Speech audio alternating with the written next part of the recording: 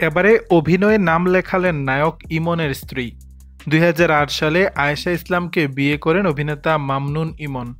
একসঙ্গে একই ছাদের নিচে ১৭ বছর কাটিয়ে ফেলেছেন এই জুটি। স্বামী ইমন সবিজাঙ্গনে ব্যস্ত থাকলেও স্ত্রী আয়েশাকে কখনো পর্দায় দেখা যায়নি। তবে প্রথমবারের মতো বাস্তব জীবনের এই তারকা দম্পতি পর্দায় হাজির হতে যাচ্ছেন।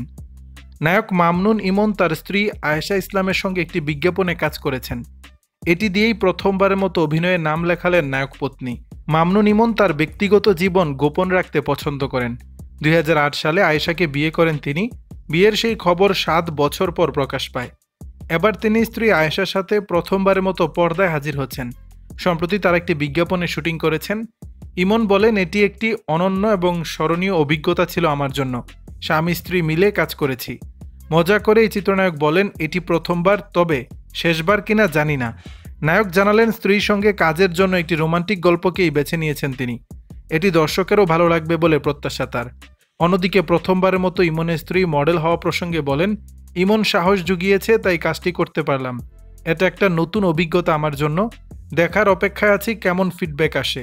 খুব শিগগিরই বিজ্ঞাপনটি দেশের বিভিন্ন মাধ্যমে প্রচার হবে বলে জানিয়েছেন ইমন।